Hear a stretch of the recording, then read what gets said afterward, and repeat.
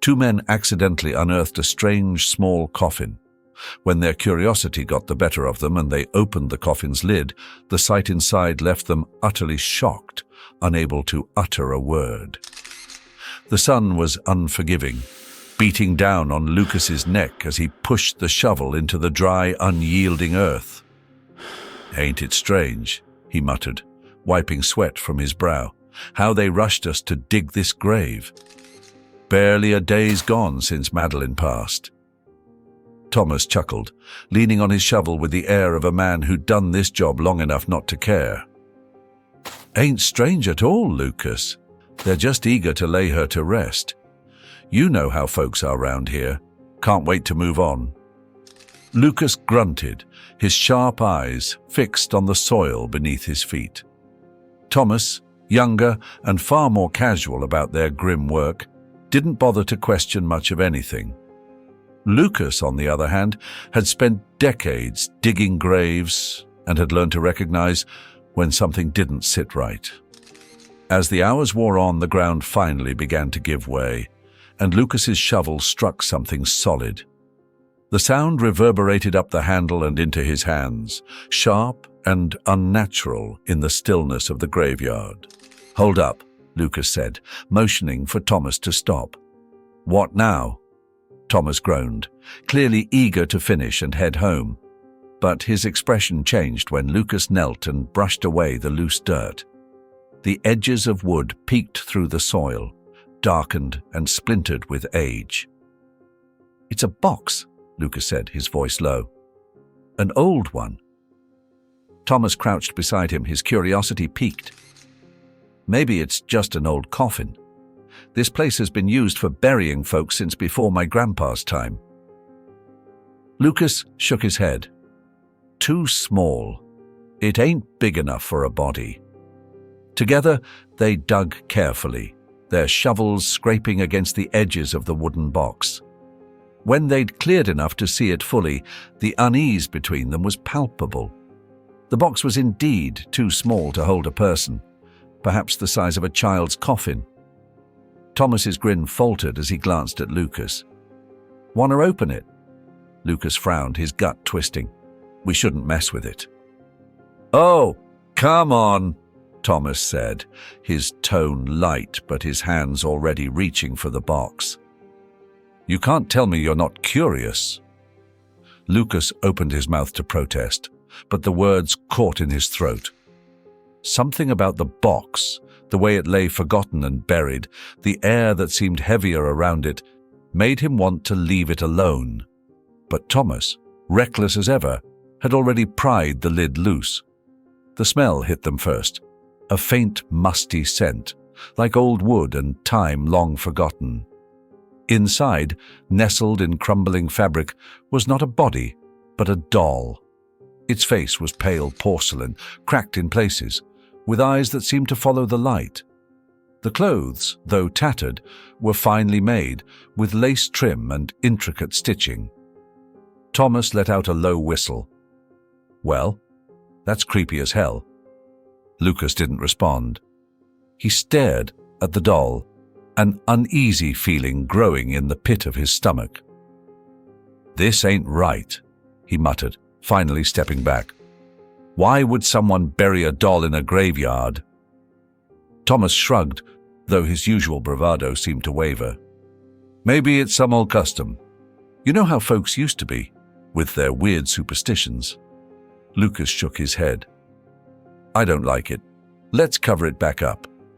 But even as they replaced the soil, Lucas's mind wouldn't let go of the image of that doll, lying there like some forgotten relic of a story no one wanted to tell. By the time they'd finished the grave and stood to stretch their aching backs, the sun was beginning to dip below the horizon, casting long shadows across the tombstones.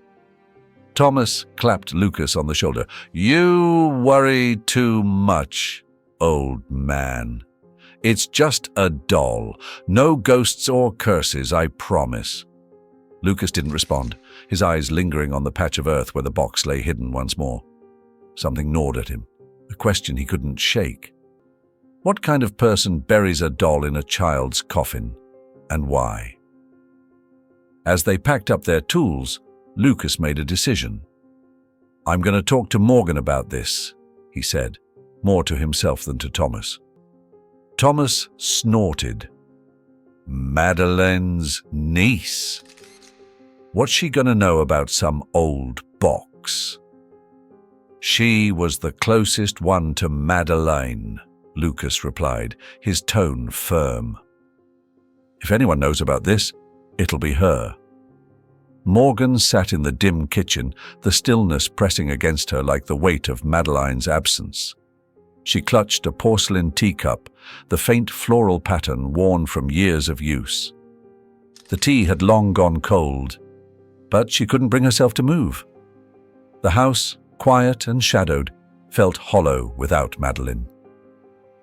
At 34, Morgan had spent nearly every Sunday of her life in this very room, listening to Madeleine's stories, her laugh, a sound like sunlight breaking through clouds, now silenced forever. "I should have moved in when she asked," Morgan whispered, her voice barely audible in the empty room. Guilt coiled in her chest. She'd always meant to, but life, work, excuses kept her away. Madeleine had been more than just her great aunt. She'd been a steadfast presence, a surrogate mother after Morgan's parents died when she was a child. Madeleine had lived a full life, passing at 84, sharp-witted, till the end. But the years had worn on her, the way they do, and Morgan often wondered if loneliness had been her greatest burden. A sudden knock at the door startled her, pulling her from her thoughts. Setting the cup down, she hesitated. Few people visited unannounced, and the hour was creeping toward dusk. She rose, her chair scraping softly against the floor, and crossed to the door. When she opened it, Lucas stood there, his face drawn and serious. His wiry frame seemed more hunched than usual, his hands shoved deep into the pockets of his work pants. "Evening, Morgan," he said, voice low. "Lucas?" Morgan blinked, surprised. "What brings you by?" He hesitated, glancing over his shoulder as if checking for unseen watchers. "Got something you ought to know." Morgan stepped aside, gesturing for him to come in. The look on his face, grimy, pale, a flicker of unease in his eyes, set her stomach churning. "What is it?" He didn't sit.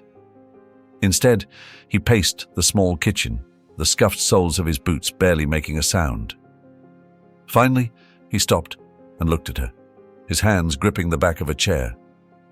"It's about today, at the cemetery." Morgan's chest tightened. She hadn't gone to the burial, couldn't bring herself to watch the earth swallow the last piece of her family. "What about it?" Lucas exhaled heavily, his fingers whitening against the chair's edge. "Thomas and me, we found something. Digging the grave. There was this old box. Looked like a child's coffin, but—" He faltered, his brow furrowing. "It wasn't right." Morgan stared at him, confused. "What do you mean, not right?" "It had a doll inside," Lucas said flatly. "Not a body, just a doll, old, fragile, like it had been there forever." A shiver ran through her. A doll? The word felt wrong, almost foreign, in the context of a graveyard. Lucas nodded. "Didn't sit well with me. Thomas thought it was nothing, but—" He trailed off, his jaw tightening. "I figured you'd know if Madeleine had anything to do with it." Morgan shook her head. "No, she never mentioned anything like that." Her voice wavered as the unease Lucas carried began to seep into her. Lucas studied her for a moment, then lowered his voice. "Thing is, Morgan, that box, it didn't seem like it belonged. It wasn't marked, wasn't even where it should have been. You sure there ain't anything? No old story, no, I don't know, family secret?" The room felt colder. Morgan's thoughts spun, unearthing fragments of conversations with Madeleine. There were stories, certainly. Her great-aunt loved to talk about the past, weaving tales of her husband Bernard and their brief, tragic life together. Bernard had died young, leaving her widowed at 44. And there was the child, the one who lived only a single day. Madeleine rarely spoke of her, though the sorrow lingered in her eyes when she did. "Madeleine," Morgan began, her voice distant. "She lost a baby, a girl. It was a long time ago, before I was born, but she always said she kept her close." Lucas's brow furrowed. "Close how?" "I don't know," Morgan admitted, her hands twisting together. "She never explained. I just thought she meant in her heart. You know, like figuratively." Lucas was silent for a moment, his expression unreadable. "You think there's a connection?" "I don't know," she said again, the words coming faster now, almost frantic. "But this doesn't make sense. Why would there be a box like that in her grave? And why a doll? None of it adds up." Lucas straightened, his grip on the chair easing. "That's why I came to you. Figured if there's anyone who'd make sense of it, it'd be you." Morgan swallowed hard, the weight of the responsibility settling over her. Madeleine had trusted her, had left her with a lifetime of memories and, it seemed, unanswered questions. She couldn't shake the feeling that the doll, cold, lifeless, held the key to something far bigger than either of them could yet understand. "I'll look into it," she said finally, her voice steady despite the knot in her chest. "There's got to be something. Letters, a journal. Madeleine kept everything. If there's a piece of this puzzle, I'll find it." Lucas nodded, relief flickering briefly across his face. "Let me know what you find. And Morgan." He hesitated at the door, one hand on the knob. "Be careful. Whatever this is, it ain't natural." Morgan watched him leave, the fading light casting long shadows across the porch. She closed the door, leaning her back against it. Somewhere, in the quiet house that now felt unbearably empty, lay the answers she needed. The house felt different now, as though the air inside had thickened with the weight of unanswered questions. Morgan stood in the center of the living room, her arms crossed tightly over her chest, surveying the familiar space that had suddenly taken on an unfamiliar edge.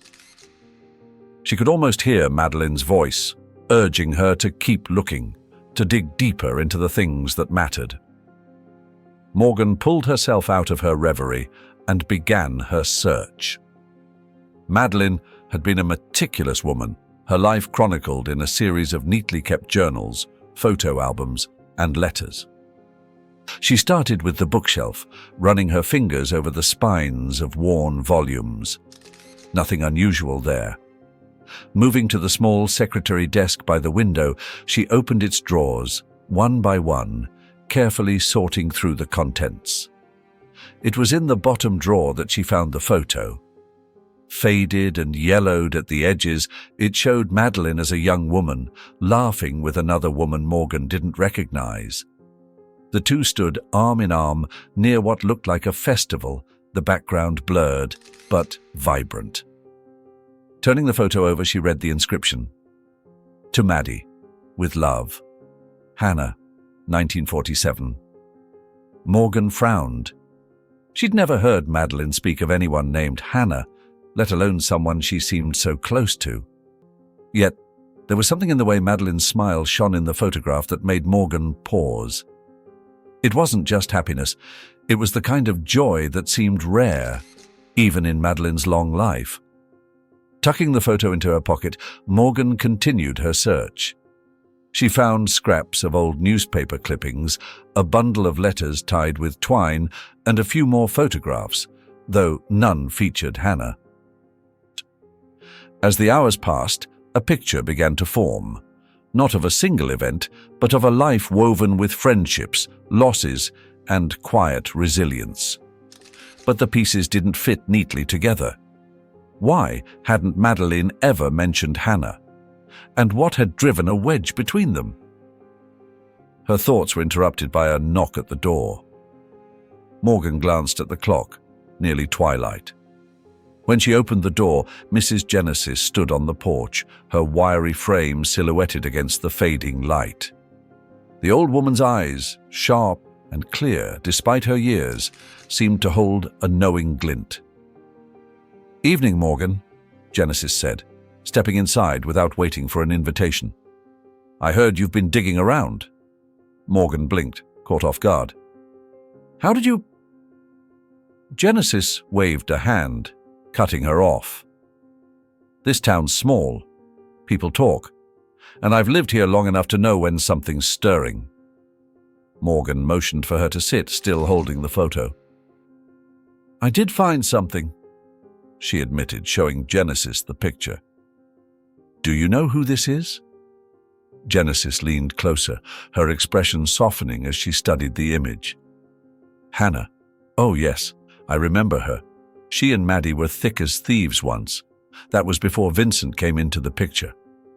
Morgan's brow furrowed. "Vincent?" "Vincent Garrett," Genesis said, settling back in her chair. "Handsome, charming, had half the town swooning over him back in the day. But it was Maddie and Hannah who had their hearts set on him. Neither of them could see he wasn't worth the trouble." "What happened?" Morgan pressed. Genesis sighed. "It tore them apart, that's what. Vincent played them both, whispered sweet words to Maddie while keeping Hannah close. When Maddie found out, it was too late. Hannah left town, and Vincent vanished not long after. Maddie, she never forgave herself, I think." Morgan felt the weight of Genesis's words settle over her. She glanced back at the photo, seeing it now in a different light. "Do you know what happened to Hannah?" "Last I heard, she'd moved upstate," Genesis said. "But if you're looking for answers, you might want to talk to Allison. She's the granddaughter of that old fortune teller Maddie used to visit. Agnes was her name. Maddie went to her often, especially after losing the baby." Morgan hesitated. The idea of chasing down a lead as tenuous as this felt daunting. But the mention of the fortune teller piqued her curiosity. If Madeline had sought Agnes's counsel, maybe there was something deeper to uncover. "Where can I find Allison?" Morgan asked. Genesis gave her directions to a small cabin on the edge of town, deep in the woods where the old ways still lingered. "But be careful," Genesis added. "Allison's not like her grandmother. She's peculiar." The next day, Morgan followed Genesis's directions, the winding path through the woods narrowing with each turn. By the time she reached the cabin, the late afternoon sun was dipping low, casting long shadows across the clearing.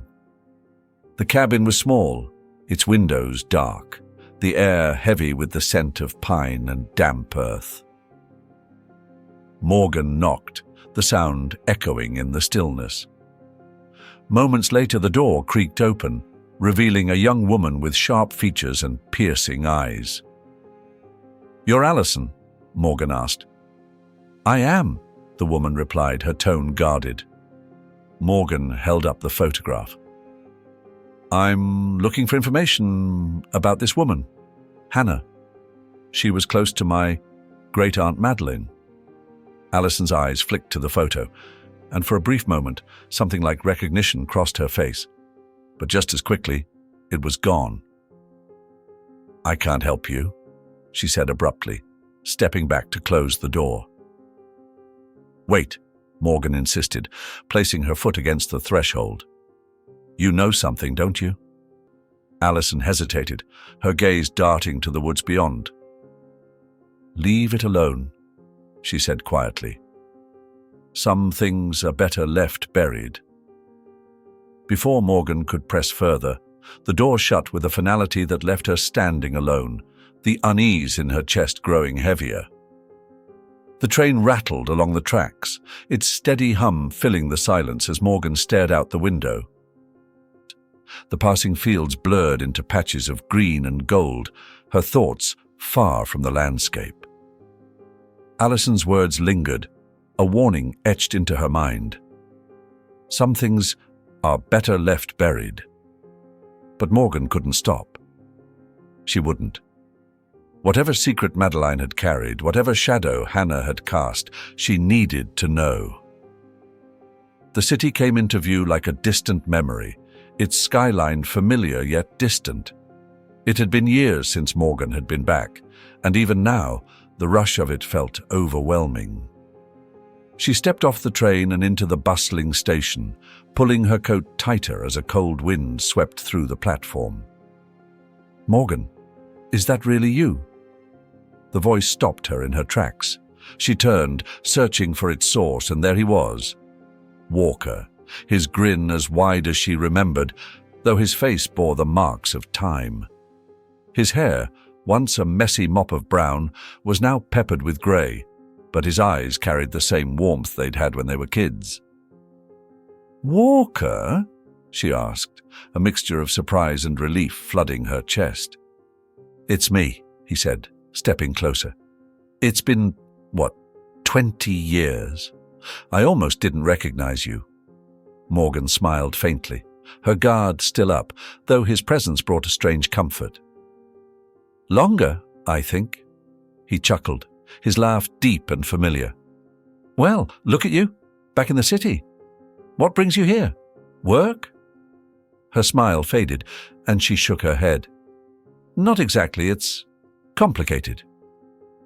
Walker tilted his head, his grin softening into something more serious. "Complicated, huh?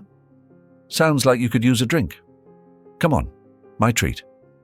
The cafe was quiet, tucked away on a side street Morgan didn't recognize. Walker ordered coffee for both of them, his easy demeanor a balm to the unease that had followed her since Alison's cabin. When the mugs were placed in front of them, he leaned back, studying her face. "All right," he said, his tone gentle. "Out with it. What's got you so wound up?" Morgan hesitated, wrapping her hands around the warm mug. "It's about my great-aunt Madeline," she began slowly. "She passed away recently, and I've been uncovering some things I can't explain." Walker's brow furrowed, his gaze intent but patient. She told him everything. Lucas's discovery of the doll, the photograph of Hannah, Genesis's account of Madeline's past, and Alison's cryptic warning. Walker listened without interruption, his expression shifting from curiosity to concern as the story unfolded. When she finished, he leaned forward, resting his elbows on the table. "That's a lot," he said finally. "I'm sorry about Madeline. She was a good woman. But this stuff you're digging up, it's heavy."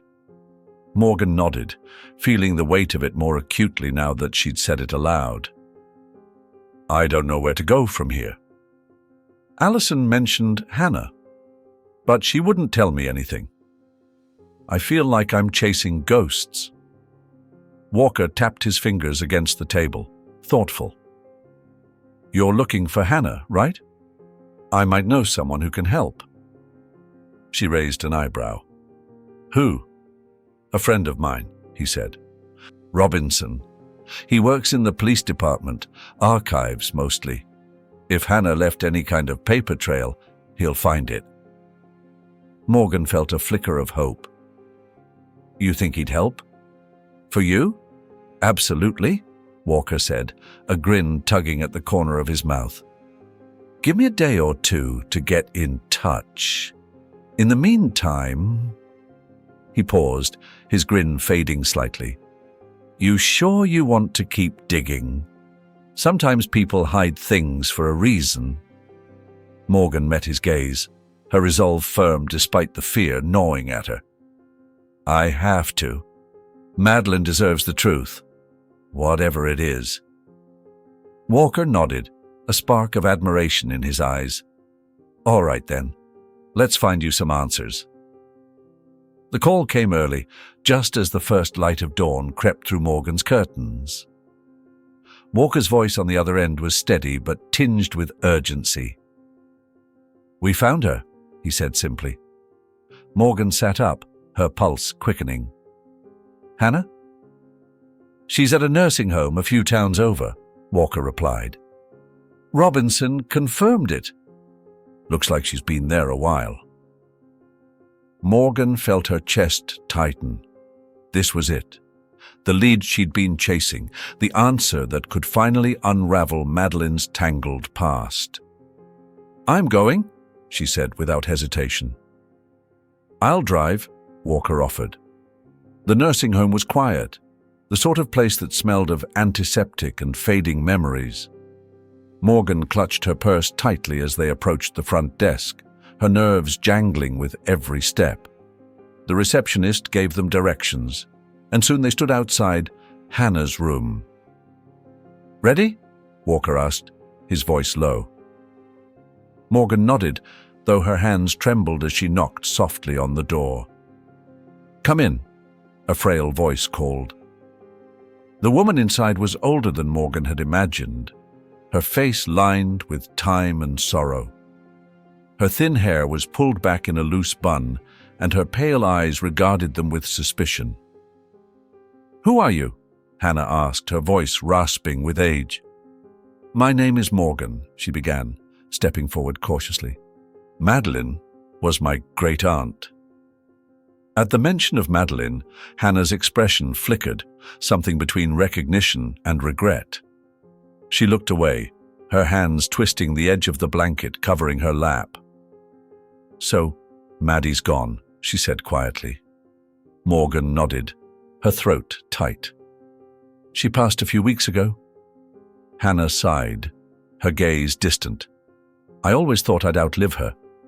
I guess I was wrong." There was a long silence before Morgan spoke again, her voice trembling. "I need to know what happened between you and Madeline. There's something I found. Something that doesn't make sense." Hannah's head turned sharply, her eyes narrowing. "What did you find?" "A doll," Morgan said, feeling the weight of the word as it left her lips. "In a small coffin, buried in her grave." The room seemed to grow colder, the silence heavy and suffocating. Hannah's lips tightened and she looked away again. "I never meant for her to find out," Hannah whispered, her voice barely audible. Morgan stepped closer, her heart pounding. "Find out what?" Hannah exhaled shakily, her frail hands trembling as they gripped the blanket. "It was revenge," she said, the words bitter on her tongue. "Maddie took everything from me. Vincent, my happiness, my future. She broke my heart. So, I wanted to break hers." Morgan's mind reeled. "What do you mean?" Hannah's pale eyes met hers, glistening with unshed tears. "When she gave birth to her daughter, I was there. I was working at the hospital. The child was born early, weak. Maddie was unconscious and I told her the baby died." Morgan gasped, the words striking her like a blow. "But why? How could you do that?" "I wanted her to suffer," Hannah admitted, her voice cracking. "The way I had suffered. I thought it would be enough, but it never was. I carried that guilt for years, watching her mourn that little girl." Morgan's breath hitched. "And the baby? What happened to her?" Hannah's gaze dropped to her hands. "I left her at an orphanage. I couldn't bear to keep her, not when she was a part of Maddie. But I couldn't let her die either." The room spun around Morgan as the realization crashed down on her. You're saying that Hannah nodded slowly. "You're her, Morgan. You're Maddie's daughter." Morgan stumbled back, her mind racing. Memories of Madeline flooded her, Her kindness, her warmth, the way she'd always seemed to know what Morgan needed, even before Morgan herself did. It made sense now, in a way that was both devastating and undeniable. "No," she whispered, shaking her head. "This can't be true." Hannah's voice broke as she continued. "It is. And I'm sorry. I've spent my whole life sorry. But, Maddie, she loved you, Morgan. Even if she didn't know the truth, she loved you like you were her own." Morgan pressed a hand to her chest, trying to steady the storm raging inside her. "You stole her life. You stole mine." "I know," Hannah said, her voice barely more than a breath. "And I'm sorry. But it's too late for me to make it right." The frailty in Hannah's voice was stark now, her strength waning. Morgan turned to Walker, her eyes pleading for something. Comfort, clarity, anything to make sense of the chaos. Walker stepped forward, placing a hand on her shoulder. "Let's go," he said gently. But before they could leave, Hannah's voice cut through the room one last time. "Tell her. Tell Maddie I'm sorry." Morgan stopped, her body frozen with the weight of Hannah's words. She turned back, but the woman was slumped in her chair, her breathing shallow. A nurse entered the room moments later, drawn by the commotion, but Morgan already knew. Hannah was gone, leaving behind only the heavy truth and a trail of shattered lives. In the quiet of Walker's truck, Morgan stared out the window, her hands clenched tightly in her lap. "I don't know what to do with this," she said finally, her voice breaking. "You don't have to know right now," Walker replied, his tone steady. "Just take it one step at a time." Morgan nodded, though her heart felt like it would never be whole again. "For Madeline," she whispered. "I'll make it right for her." The earth smelled damp and raw, like the lingering trace of a spring rain that hadn't yet reached the air. Morgan stood before Madeline's grave, the name carved into the headstone seeming sharper today, as though it had been etched anew in the last few hours. She read the words again and again, her mind swimming with memories and revelations, with guilt and an ache that wouldn't ease. Madeline Egerton, 1925-2023, beloved sister, aunt and friend.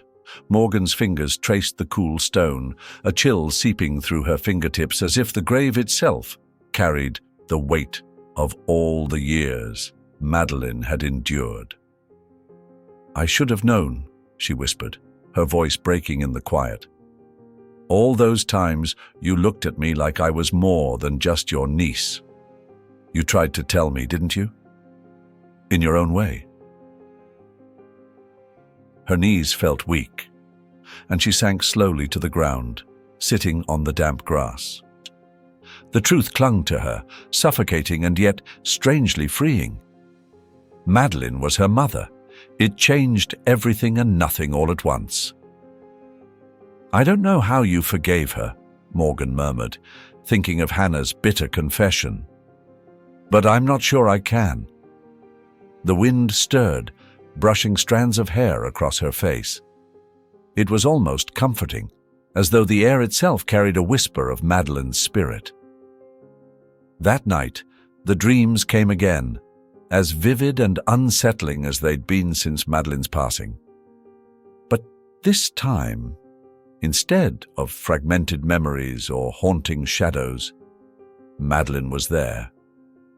She stood in the small kitchen of her home, her favorite apron tied around her waist, the kettle steaming gently on the stove. Morgan sat at the table, watching her work with an ease that felt far too real for a dream.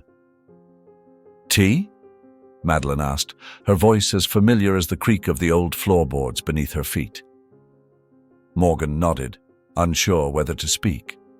She felt like a child again, sitting at this table after school, pouring out her small problems to Madeline, who always seemed to have the right answer. "You're thinking too much," Madeline said as she set the tea down.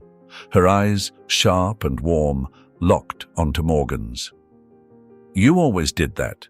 Let things spin around in your head until they've twisted themselves into knots." Morgan faltered. "I don't know how to move forward, knowing what I know now." Madeline's hand rested lightly on hers, the touch warm and grounding. "You move forward the same way you always have, Morgan, with your heart." Morgan's throat tightened. "But I didn't know. All those years. I didn't know you were my—" Madeline squeezed her hand gently. "You didn't need to know. Love isn't about blood or titles. It's about showing up day after day. And you showed up, Morgan. That's all I ever needed from you." The tears came then, slow and hot, slipping down Morgan's cheeks as Madeline's image began to fade. "Don't go," she whispered, reaching for her. "I'll always be here," Madeline's voice echoed, faint but steady. "You just have to look for me." Morgan woke with a start, her face damp with tears. The house was still, the kind of quiet that settled deep into the walls, but she felt something else, a strange calm, a sense of Madeline's presence that lingered even as the dream faded. For the first time in a week, she didn't feel weighed down by the questions or the pain. Instead, there was a clarity, a quiet resolve. Madeline had forgiven Hannah, had carried her secret without bitterness. Morgan could honor that forgiveness, even if she couldn't understand it entirely. The days that followed were slow and heavy, each one a battle between grief and acceptance. Morgan found herself sorting through Madeline's belongings with a mixture of reverence and sorrow. She handled each item with care. The worn photo albums, the embroidered handkerchiefs, the stack of recipes written in Madeline's precise handwriting. Walker stopped by often, his quiet presence a steady anchor. He didn't push her to talk, didn't try to fix what couldn't be fixed. Instead, he worked beside her, fixing a creaky cabinet door here, organizing a stack of papers there. "You don't have to keep coming by," Morgan said one afternoon, though her tone lacked conviction. Walker shrugged, his easy grin lighting up his face.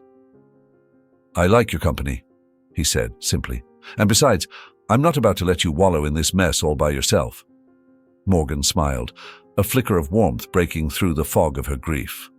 She didn't say it aloud, but she was grateful for him, for his humor, his steady hands, and the way he seemed to know exactly when she needed a distraction. Morgan stared at the nameplate on the orphanage's worn wooden door, her heart pounding against her ribs. The letters, slightly faded, spelled out St. Vincent's Home for Children. She hadn't been here in over 2 decades, not since she turned 18 and left for good. The building looked smaller than she remembered, the peeling paint and creaking steps betraying the years that had passed. She hesitated before knocking, her hand trembling slightly. This was it. The place where her life before Madeline had begun, the place that might finally hold answers about how she'd ended up in the care of the woman she now knew was her mother. The door opened, revealing a matronly woman with silver hair pulled into a neat bun. She looked Morgan up and down with sharp but kind eyes. "Can I help you?" Morgan swallowed hard. I'm looking for records about myself. I grew up here." The woman's gaze softened. "Come in," she said, stepping aside. "I'm Mrs. Klein. We don't get many visitors from the past, but I'll see what I can do." Morgan followed her into an office that smelled faintly of paper and dust. Shelves lined the walls, crammed with binders and folders, each one a tiny piece of someone's story. "You said you were here as a child?" Mrs. Klein asked, settling into her chair and pulling a large ledger toward her. "Yes," Morgan replied. "I was brought here as a baby in 1988. I don't know much about my birth parents, but I recently learned that my adoption might not have been what it seemed. Mrs. Klein nodded, flipping through the ledger with practiced hands. Let's see. Morgan. Egerton. That's right. The woman's finger paused on a line, and she pulled a slim folder from the shelf behind her. Handing it to Morgan, she said, "This is what we have." Morgan's hand shook as she opened the folder. Inside was a single page, its corners yellowed and worn. The words were stark and clinical. Infant female, approximately 6 weeks old, abandoned at St. Vincent's doorstep. No identifying information provided. Named Morgan Egerton by staff. Her breath caught as she read further. Below the initial intake notes was a brief addendum dated a year later. Adopted by Madeline Egerton under exceptional circumstances. Details confidential. She stared at the words, her mind racing. Exceptional circumstances. What did that mean? Is there anything else? Morgan asked, her voice strained. Mrs. Klein shook her head. I'm afraid that's all we have. Adoptions like yours were sometimes handled privately, especially in cases involving unusual situations. Morgan nodded, her heart heavy with both answers and more questions. Thank you, she said quietly, standing to leave. Back in her car, Morgan clutched the folder to her chest. The records confirmed what Hannah had told her. She was Madeline's daughter, given up, but never forgotten. It was both comforting and devastating, a truth she couldn't yet fully grasp. The whispers started as soon as Morgan returned to the village. People she'd known her whole life looked at her differently now, their eyes filled with curiosity or judgment. The story of the tiny coffin and the doll had spread, fueling speculation and gossip about Madeline and the secrets she'd kept. She always was a little strange, one neighbor said, not realizing Morgan was within earshot. Reckon she had her reasons, another replied. But that girl, Morgan, what does she think she's doing digging all this up? Morgan gritted her teeth and walked on, refusing to let their words sink in. She'd spent too much of her life caring what others thought. Madeline had taught her better than that. Walker's truck pulled up to her house later that evening, his familiar grin greeting her as he stepped out. How'd it go? He asked, leaning against the porch railing. Morgan handed him the folder, watching as his brow furrowed while he read. Exceptional circumstances, he said, echoing the words. That could mean anything. I know, Morgan said softly, but it doesn't matter. What matters is that I know the truth now. She was my mother. Walker nodded, his gaze steady. What are you going to do next? Morgan took a deep breath. Live. For her. For everything she gave me, even when I didn't know the whole story. Walker had a way of making the quiet seem full. His presence filled the spaces around Morgan's house, the evenings on the porch, the mornings with coffee warming their hands. It wasn't just the comfort of someone there. It was the way he looked at her, steady and sure, as if she'd already found her place in the world and didn't need to search anymore. I've been thinking, he said one afternoon, his voice easy as he leaned against the kitchen counter. Morgan glanced up from the notebook where she was scribbling down a memory of Madeline, the words still raw, but less painful now. About what? Walker hesitated, which wasn't like him. He rubbed the back of his neck, his grin tugging at the corner of his mouth. About us. About maybe building something together. The words hung between them, simple but heavy. Morgan set the pen down carefully, her pulse quickening. Walker. I know, he said quickly, holding up a hand. I know you've got a lot on your mind, and I'm not trying to rush you. But I also know life's short. Too short to keep second-guessing everything. Morgan looked at him, his face lined with worry, but softened with hope. He'd been there, through the chaos, through the grief. He'd held her steady when she couldn't stand on her own. But this, it was a leap, and one she wasn't sure she could take. "I've spent so much time trying to figure out who I am," she said slowly. "Where I came from, what it all means, and now—" She paused, her voice trembling.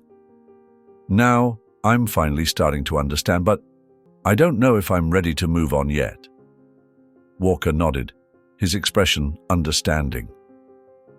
"You don't have to decide now," he said. "But just know I'm here, for as long as you need." The days turned into weeks, the village slipping into the rhythm of spring. Morgan kept herself busy, caring for Madeline's garden, repairing little things around the house that had been left undone for too long. Walker was a constant presence, his quiet humor and steady hands making the weight she carried a little lighter. One Sunday morning, Morgan visited the cemetery, her arms full of fresh flowers. She knelt at Madeline's grave, arranging the blooms carefully around the stone.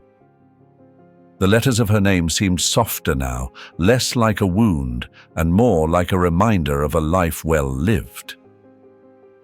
"I hope you're at peace now," Morgan murmured, her fingers brushing the edge of the headstone.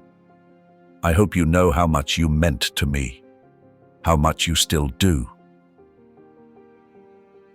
The wind stirred, carrying the scent of lilacs from the nearby trees. It was a small thing, but it felt like an answer. Morgan closed her eyes, letting the warmth of the sun settle on her skin, and for the first time, she didn't feel alone. Walker found her on the porch that evening, the sunset casting golden light over the fields. He carried 2 glasses of iced tea, setting one beside her before taking the chair next to hers. "Been busy today?" he asked, his tone light. Morgan smiled faintly. "Just visited Madeline." Walker nodded, sipping his tea. "She'd be proud of you, you know, for how you're handling all this." "I don't know about that," Morgan said, shaking her head. "Some days I feel like I'm just barely holding on." "Well, holding on's better than letting go," Walker said, his voice thoughtful. "And you're not doing it alone." Morgan glanced at him, his face bathed in the soft glow of the setting sun. She thought of all the times he'd been there, the way he'd shown up without hesitation, the way he'd never asked for anything in return. "You really mean it, don't you?" she asked quietly. "Mean what?" "Building something together. Us." Walker turned to her, his grin fading into something softer. "I wouldn't say it if I didn't mean it, Morgan. Life's too short for half measures." Morgan took a deep breath, her heart racing. She thought of Madeline's words in the letter. "Forgive if you can. Not for them, but for yourself." Maybe this was what she needed, to forgive. Not just Hannah, but herself, for holding back, for not believing she deserved more. "I think," she began slowly, "I think I'd like that." Walker's smile spread wide, his relief evident. He reached for her hand, his touch warm and grounding. "We'll take it one day at a time," he said.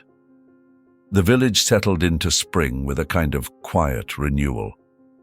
The gossip about Madeline and the tiny coffin faded, replaced by the everyday rhythms of small-town life. Morgan found herself looking forward instead of back, the weight of the past slowly lifting. She and Walker began planning small things, a new vegetable garden, repainting the porch, maybe even a road trip come summer.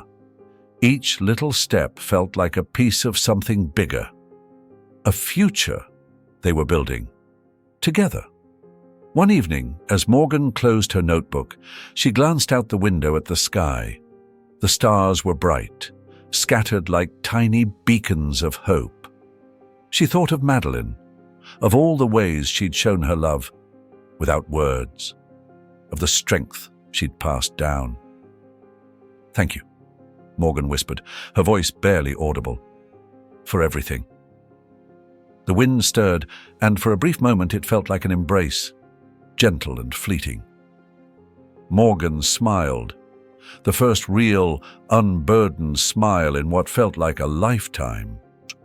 The next morning, Morgan and Walker stood on the porch, looking out over the fields. "What's next?" Walker asked, his arm draped around her shoulders. "Whatever comes," Morgan replied, leaning into him. "We'll face it together." And as the sun rose, casting light over the land, Morgan felt it. A new beginning, a fresh chapter. Not free of sorrow, but full of hope, love, and the promise of brighter days ahead. The story of Morgan's journey is a deeply moving exploration of love, identity, and resilience. Her path from grief and confusion to acceptance and hope is one that resonates profoundly with the human experience. The layers of mystery surrounding her connection to Madeline, the pain of betrayal by Hannah, and the bittersweet revelation of her true origins create a rich tapestry of emotions that keep the reader deeply engaged. Morgan's struggle to reconcile her past with her present showcases her strength and vulnerability. She confronts the pain of long-buried secrets and learns to forgive, not just others, but herself.